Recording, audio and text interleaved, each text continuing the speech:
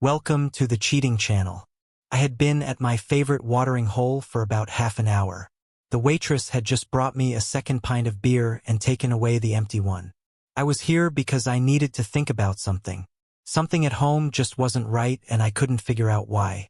As everyone knows, serious contemplation is best done with a drink.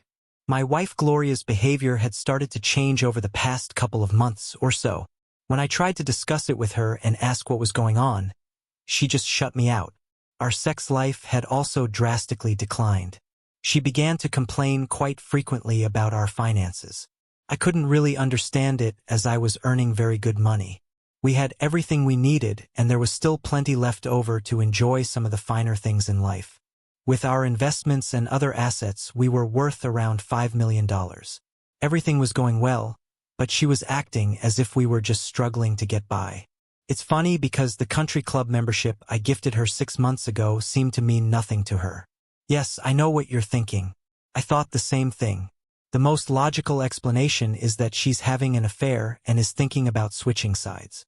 There were a couple of problems with that though. First, we didn't have a prenuptial agreement. That would mean I'd get screwed in the divorce. Second, I had no proof of her infidelity. Anyway, I had just taken a sip of my second beer when I saw her walk into the bar. No, it wasn't my wife who was supposedly out with the girls tonight. I had no idea who she was, but she was absolutely stunning. Every head in the bar turned to look at her as she quickly scanned the room and then made a beeline straight toward me. When she reached the booth where I was sitting, she just slid in across from me without even saying a word. She looked me over for a moment, then spoke. "Adam Colton." I simply nodded. The waitress quickly came over and took her order for a glass of white wine. "My name is Alyssa Holmes. I have a lot of information that I think could be useful to you. I also have a suggestion on how best to use this information." "All right," I replied. "What will this information cost me?" She smiled. "It won't cost you a cent. In fact, if you accept my proposal, it will even help you preserve most of your assets, more than you might get otherwise." "Okay, what information do you have?" "First of all, your wife is cheating on you." "And how do you know that? Do you have any proof?" "I know because she's cheating on you with my brother. I have photos, videos, audio recordings, and even notarized statements about it. I'm ready to give it all to you." "Wow, you must really hate your brother if you're throwing him under the bus like this." Her smile lit up the entire bar. "Quite the opposite. In fact, I'm here on his behalf. He sent me to talk to you while she's busy with him." I'm confused. If he's stealing her from me, why would he try to help me? I mean, I've read all those stories about cheating wives, and in most of them, the wife catches the poor guy off guard so he can't prepare and fight back. By warning me, I can start preparing and moving assets to reduce the amount the courts would order me to pay her. Isn't that counterproductive for him? Usually, yes. But this case is entirely different. You see, we don't want you to file for divorce right now, even with this information. By all means, take the opportunity to move assets and do what you need to do. Just don't file for divorce. Don't even let her know you suspect her of cheating. We'll help with the divorce later. We'll have a dossier on her containing practically everything. How do you plan to do that? God knows Gloria loves money. I can't imagine her just giving up half of our assets, plus significant alimony payments. Her smile turned midnight into a bright, sunny summer day. Damn, I might have died of radiation sickness if I had been exposed to her smile for much longer. All right, there are a couple of things you should keep in mind. First, my brother is a really good person. When he started a relationship with your wife, he had no idea she was married. She practically threw herself at him. It was only 2 weeks ago that the background check came back and we discovered she was married. It took another week to conduct further checks and gather all the necessary information to confirm that she hadn't divorced or separated from her husband. This information also suggests that she just wants to negotiate. You're quite wealthy, but we are much richer, much richer. Our data shows that you are worth approximately $5,164 million. This includes the 1968 GTO you're planning to buy for about $10,000 less than it's actually worth. She noticed the surprised look on my face. Yes, we have extremely detailed information. In our league, you have to be very careful with whom you deal. We've also discovered that you are a very decent and honest person. That's why we decided to take this approach. All right, it seems you're putting me at a disadvantage since you have all this information about me, but I know nothing about you. Yes, I understand. I told you my name. My brother's name is Brad Holmes. A quick search on the internet should provide enough background information about us to answer any questions you might have. Additionally, don't hesitate to hire a PI firm to check our background. You can even send us the bill for it if you like. All right, I'll definitely need to verify everything before I commit to anything. So what's the plan? There's one more thing you should know. Brad has been married once before. She was an unfaithful gold digger. He caught her cheating. Fortunately, they had a prenuptial agreement with very strict penalties for infidelity. Essentially, she left with just the clothes on her back and whatever she could carry in 2 suitcases. Brad despises cheaters and gold diggers. Usually, he's a really good guy, but he can be ruthless when he discovers someone is trying to take advantage of him. So he will be guiding her over the next few months. Eventually, he'll convince her to file for divorce so she can marry him. However, one of the conditions will be that she asks for absolutely nothing from you. He'll persuade her that she won't need any of your assets because my brother is worth over $500 million. In about 2 months, he'll propose to her. She'll have to confess to him that she's married. According to the email she sent to her friend, she plans to tell him that the 2 of you have been separated for a long time, but never officially divorced. She intends to paint you as the bad guy and claim that you've been unfaithful throughout the entire marriage. You, of course, will threaten to fight the divorce, but my brother will convince her to give you everything so the divorce can go through quickly and they can get married. You'll get everything and she'll get nothing. Once the final divorce decree is issued, Brad will tell her about the lies she's told him. He'll say he can't trust a woman who cheated on her husband. He'll dump her and leave her with nothing. It seems I really have nothing to lose and everything to gain here. Even if everything you're telling me is complete nonsense, I can still protect myself by hiding assets and preparing to divorce this cheater. I need the information you have, and I'd also like to meet your brother. Since he apparently didn't know she was married, I have no issues with him. So you don't need to worry about any physical reaction from me. If he's as good a guy as you say, and if what you've told me is true, maybe we could even become friends. That radiant smile appeared again. You're a good man, Adam Colton. I think you and Brad will get along just fine. With those words, she finished her wine, stood up and walked out the door. I would like to thank the Academy for this great honor. Yeah, that didn't happen. Nevertheless, the next 2 months were supposed to bring me an Oscar. I put in just enough effort while having sex with Gloria so that she wouldn't suspect anything. Of course, I was always puzzled by this. Not that I minded. A couple of weeks later, I did meet with Alyssa and Brad over a long lunch. I also managed to have dinner with Alyssa a few times when Gloria was off somewhere with Brad. Gloria and I had turned into more of platonic roommates than a married couple. Alyssa, I hate to do this, but I think we should take a step back for a while. I told her this over dinner, a little more than a month after our first meeting. Really, but we get along so well. Yes, that's exactly the point. Right now, we're getting along too well. I'm not like Gloria. I'm a one-woman man. I don't cheat on the woman I'm with. Sure, Gloria and I don't have much of a relationship anymore, but she's still my wife. I just can't start another relationship until our divorce is final. The problem here is that I'm developing real feelings for you. I can't compromise my morals by starting a relationship with one woman while I'm still tied to another. Besides, I care about you so much that I don't want to ruin what we could have by sinking to her level and getting involved before my current marriage is fully over. Alyssa sighed deeply. I understand. You're a good man, Adam. I admire your ethics and your sense of right and wrong. It's one of the things I admire most about you and probably the main reason I find myself falling for you. To hell with Gloria. She's too foolish to figure it all out anyway. Perfect. We'll step back for a bit, but I'll be damned if I wait longer than necessary. Let's finish dinner and then you'll take me dancing. Once you drop me off at home, I'll call Brad and tell him to pull the trigger. It's a month earlier than we planned, but Gloria is too stupid to catch on. Seriously? What kind of brainless cheater throws away an amazing husband like you? Alyssa is an enthusiastic dancer. The way her body moved on the floor during fast dances.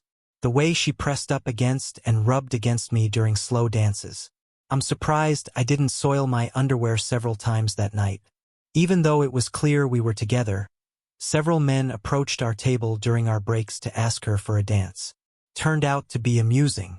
Are you some idiot whose mother never taught him anything? Or are you just a fool with a mediocrity complex? First of all, it would never even cross my mind to dance with a pig like you, who doesn't even have the decency to ask the man I'm obviously with if he would allow me to dance with you. You swaggered over here as if you think you're God's gift to humanity, when in reality you're just an arrogant jerk who probably couldn't find a woman's organ with a map, GPS, and a Boy Scout guide. I bet you don't even know how to use that tiny thing you're hiding under those rolled-up socks in your pants. After this wannabe Lothario slunk away, a couple of brave souls actually approached and politely asked if I would allow them to dance with her. I replied that she could dance with them if she wished. Alyssa always declined, explaining that she was saving all her dances just for me. Alyssa stole my soul when I walked her to the door that night. She turned, placed her hands on my cheeks, and gave me a soul-stealing kiss. My soul was sucked out of my mouth. She replaced my soul with hers as the kiss deepened. It went on and on. I felt all my life force being drained from me by that one passionate embrace. Eventually it ended and we were both left breathless. You have no idea how much I want to drag you inside with me, she said with a smirk. Probably about as much as I want to pick you up and carry you inside. Still, it would be wrong and I can't risk us regretting it later. Just think about how much better it will be for us to wait and do it the right way. You and your damn morals, she smiled. Why the hell did I have to fall in love with someone so damn noble? Alyssa, on the day my divorce decree is finalized, I'll be on my knees at your doorstep, holding a ring in one hand and a signed prenuptial agreement in the other. I'm not here for your money. Even if everything goes wrong and I have to give that cheater most of my assets, I'll still have enough of my own money that I won't need yours. I love you, Alyssa. That's all that matters to me. My ring size is 6.5. Don't worry about the prenuptial agreement. I had my lawyer draft it 2 weeks ago. Just send me your lawyer's contact information and a copy will be sent over. This happened a week later. No, Alyssa and I aren't getting together just yet. It was a Friday evening. I came home from work and found Gloria and Brad sitting on the couch. I noticed Brad's smirk and a barely perceptible nod to me. Sweetheart, Gloria began, we need to talk. Looking at the situation, I pretty much understood what was happening. It also helped that Alyssa had warned me about it earlier that day. The setup included Gloria and Brad sitting next to each other on the couch. 2 glasses and a half-empty bottle of wine were on the coffee table. There was also an envelope made of heavy paper on the table. Yes, just as expected. I walked over to the couch and extended my hand. Hi, I'm Adam. I see you're drinking wine, but I prefer craft beer. I'm gonna grab myself a beer. Beer or do you prefer wine? Nice to meet you. I'm Brad. Actually, I prefer beer if you don't mind. Thank you, he replied. I returned a couple of minutes later with some beer. Being a good host, I opened both bottles right in front of them so they could be sure I hadn't tampered with them. After popping the bottle caps and taking a sip, we both sat down. He on the couch as before and I in my deep armchair. So I began, what do we need to talk about? All right, Adam, Gloria began. This is probably going to be a shock to you, but I want a divorce. I didn't want this to happen, but Brad and I just fell in love. We're soulmates. I'm sorry, but our marriage hasn't been great for a while. And then I met Brad. It just happened. Now is the time for both of us to end this so Brad and I can start building a new life together. She even managed to take a few sips and shed a tear. Looks like I'll have some serious competition for the Oscar. She was doing a pretty good job of playing the sorrowful wife. Well, Gloria, this really is a shock to me. Yes, we've had some problems, but that's mainly because you kept shutting me out. I asked several times what was wrong and how I could help. You never gave me an answer. I tried to do more for you. I tried to take you on more romantic dates, but you always had other things to do. I brought you flowers and you just ignored them. When I tried to get closer, you constantly pushed me away. You never once mentioned anything I could do to help fix our problems. I even suggested counseling, but you refused. You said Brad is your soulmate, but you used to say I was your soulmate when we got married. If there was a problem in our marriage, you should have discussed it with me first, so we could work on it and fix it instead of going out and finding another lover. Now, instead of working with your husband to repair our marriage, you're just blindsiding me with divorce papers. I'm not sure that we can't still fix things. No, Adam, it's too late for that. Here are the papers. I've been very fair in dividing the assets. Division of assets? You lie and cheat on me, spending the money I bring home on yourself. And you think you deserve to be paid for that? I work my tail off to provide you with a great life. And in return, you cheat on me and then leave me? That's complete nonsense. Good luck getting the divorce you want anytime soon. If I have to pay you anything, it will be next to nothing. I'm hiring the most expensive legal team I can find with the sole purpose of dragging this out as long as possible and draining as much money as I can so that when it's finally over in a couple of years, there will be nothing left to pay you, you filthy cheater. That's when Brad made his move. All right, Adam. Listen, I'm sorry about this. When we first met, I didn't even know she was married. By the time I found out, we were already madly in love. It's clear that while you love Gloria, she no longer loves you. I understand your situation here. The bottom line is that Gloria no longer wants to be married to you. No matter how hard you fight it, as you said, the divorce will eventually happen. By fighting it, all you'll do is give most of your assets to the lawyers. Sure, it will reduce the amount you'll have to pay her, but it will also mean that you'll lose almost everything yourself. There's no need for that. Since we plan to get married as soon as the divorce is final, you won't need to pay any spousal support. Additionally, I'm a very wealthy man, so Gloria really doesn't need to take any of your assets. In fact, whatever she gets from the divorce will be just a drop in the ocean, compared to the wealth she'll have when she marries me. Look, you keep the house, your pension, all savings and investments, and half of what's in the checking account. She walks away with half of the money in the checking account, all her clothes, personal belongings, and her car. Honestly, she won't really need anything else after we get married. All right, I reluctantly agreed, except for the fact that she returns her wedding rings and all the jewelry I inherited from my family. I also want the expensive jewelry we keep in the safe.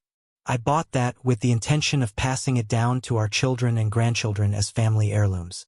Brad turned to Gloria. Remember, we discussed this. We've already caused him enough pain with what we've done. It's better to wrap this up quickly so we can get married and start our new life sooner. You're right, Brad. I won't need his money after we're married anyway. Let's finalize and sign the new papers. With those words, we toasted to our agreement and they left. Now, I know some of you out there might think I'm a heartless bastard who left just a couple of dollars in the joint checking account. You'd be wrong.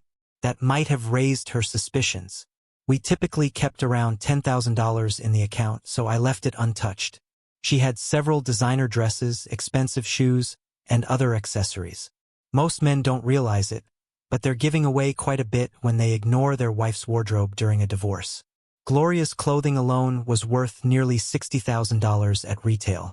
There's actually a pretty decent market for high-quality second-hand women's clothing online. Of course, you can't get full retail price, but you can get at least 50% to 75% of it. Her car was a year-old Lexus that we paid for in cash. A week later, my lawyer and I met with them at her lawyer's office.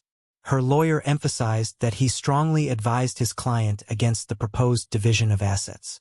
Essentially, it was 90% for me and 10% for Gloria. It doesn't matter, Gloria said.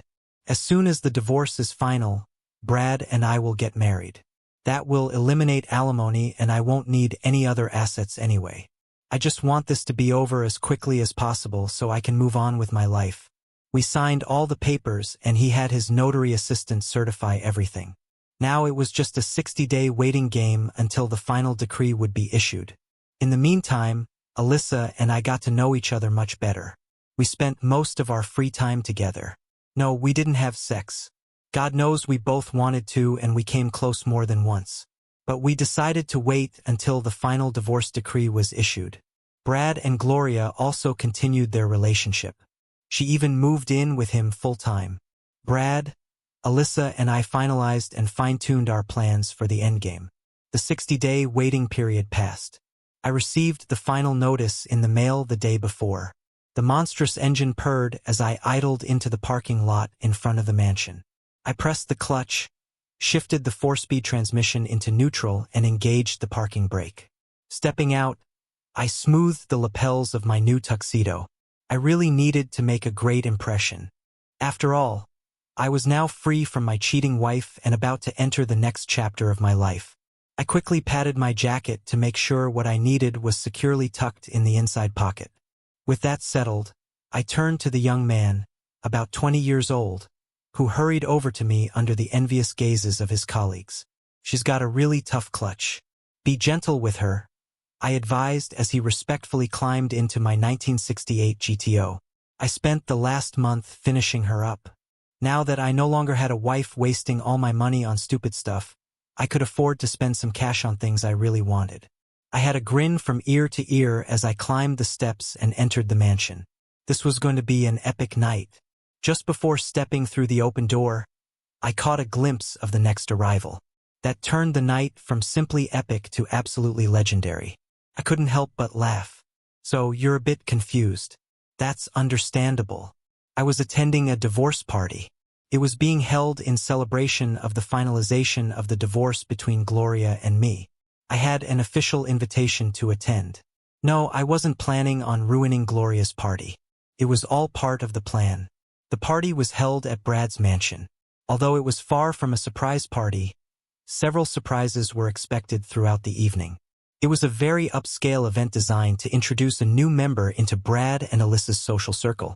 Gloria had been eagerly anticipating this event for the past 2 months, ever since the planning began. No sooner had I crossed the threshold than Alyssa approached me. Her left hand slipped through the crook of my right arm and we started to move. You couldn't have wiped the smile off my face with a nuclear weapon. She began guiding me around the room, introducing me to the influential members of society. We were halfway around the grand ballroom when it happened. "What the hell is he doing here?" I heard the shrill scream of a very familiar voice. Suddenly, we found ourselves face to face with Gloria and Brad. Needless to say, Gloria wasn't too pleased to see me at her special event. Not only was I the ex-husband she had just ditched, but it would be incredibly awkward if her new man proposed to her in my presence so soon after our divorce. "I'm sorry, Gloria," Brad began, "but it seems my sister and your ex-husband have become something of a topic of conversation." I couldn't refuse her request to invite her boyfriend since the invitation did, after all, include a +1. "Whatever," Gloria huffed. Then looking at me, she continued, "Just don't cause a scene and ruin this wonderful evening for me. Gloria, I assure you that in honor of the several wonderful years we spent together, I will be on my best behavior. I understand how much this evening means to you and I'll do everything I can to make sure we can look back on tonight as the event where you began the rest of your life. I loved only you for many years, Gloria. I'll do everything in my power to ensure tonight catapults you into the new life you deserve." Hey, was it my fault that she misinterpreted what I said? I didn't lie. So her beaming smile indicated that she took my words as kind. Was that my fault? It was 3 hours later. Dinner had been served and cleared away. The band was already playing and there had been plenty of dancing. I was in the middle of the dance floor with Alyssa. Of course, it was all a setup. The couples around us subtly moved aside to give us space. It was the middle of the song when suddenly a spotlight fell on us. I did 2 quick spins, then dropped to one knee with a ring in hand. "Alyssa, ever since you came into my life, you've occupied my every thought.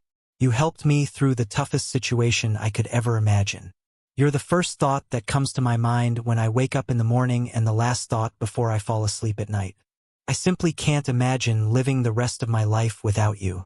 Will you do me the honor of becoming my wife?" Of course, she said yes. Seriously, folks, we planned all of this in advance. I had already signed the prenuptial agreement. She even grabbed me right there on the dance floor and sealed it with a very long, very passionate kiss. Everyone applauded. This made Gloria even angrier because we drew attention away from what was supposed to be her night. The evening shifted from being a celebration of her divorce to a celebration of my engagement to Alyssa. Finally, a couple of hours later, she caught on. "Brad, we were supposed to get married as soon as my divorce was finalized. Now it's final. So why has your sister just gotten engaged to my ex-husband and you still haven't even given me a ring? We haven't even started planning our wedding. Gloria confronted Brad right in the middle of the social gathering she so desperately wanted to be a part of. Well, here's the thing, Gloria. I've gotten to know Adam pretty well over the past few months while he's been dating my sister. He's actually a great guy and we've become pretty good friends. It occurred to me that if you could so easily cheat on such a wonderful guy like him, who did nothing but love you, what's to stop you from cheating on me? After all, it was you who came on to me. You even lied to me at the very beginning about being single. Once you had to admit that you were married, you made it seem like you were separating and heading for divorce anyway. After talking to Adam about the situation, I found out that you lied about that too. There's absolutely no reason for me to marry a serial liar and cheater like you. In fact, I'm breaking up with you. I'm giving you a week to find a new place to live before I throw all your stuff out on the street. And now, if you'll excuse me, there are a couple of single ladies over there I think I'll go talk to. Brad replied. Oh, she really did try to fight back. She returned with renewed vigor to try and overturn the divorce. The problem was that there was just too much evidence against her, showing that she had voluntarily and adamantly insisted on that completely unfair division of assets.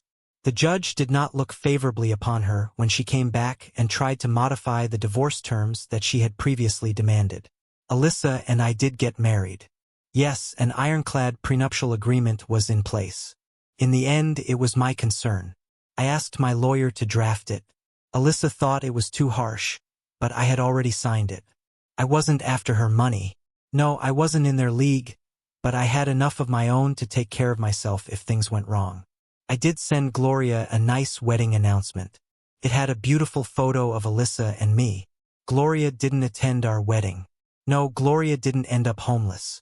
She eventually got a job at Taco Bell and lived in a rundown studio apartment.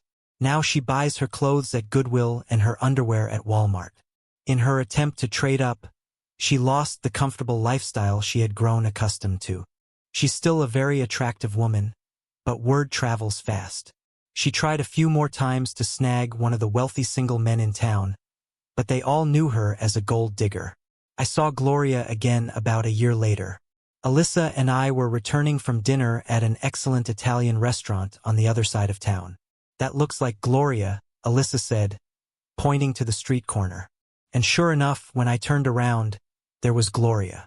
She was standing, leaning against a building. Her hair was styled, but not perfectly. Her chest was barely covered by a too small spaghetti strap top she was wearing. It was easy to tell she wasn't wearing a bra. The skirt sat low on her hips and was short enough to barely cover her. And that was only if she stood up straight. The garter straps holding up her stockings were blatantly visible beneath the hem of the skirt. I concluded that the reason she was leaning against the building was that walking in those ankle boots with 7-inch heels must have been quite difficult. In fact, I was surprised I could even recognize her with such heavy makeup. Her lips were painted candy apple red. She wore thick black eyeshadow. I wasn't sure if it was just very thick mascara or if she had on false eyelashes. You don't need to be a rocket scientist to figure out what was going on here. First, this was a part of town known for a certain type of financial transaction. Second, there were several other women in similar attire and possibly some who weren't actually women walking back and forth. The final clue was that while we waited for the light to turn green, another car turned right at the intersection and pulled up to the curb in front of her. Gloria strutted over as the passenger window rolled down. She leaned into the car and started talking to the driver and his passenger. After a brief exchange, the passenger door opened and the passenger got out of the car. Alyssa and I watched as the front passenger seat was tilted forward and Gloria and the man slid into the back seat of the car. Once the door closed, the car drove off. Alyssa and I looked at each other and burst into laughter. Thank you for listening until the end. See you in the next episode of Cheating Secrets. Take care of yourself and your loved ones. Goodbye.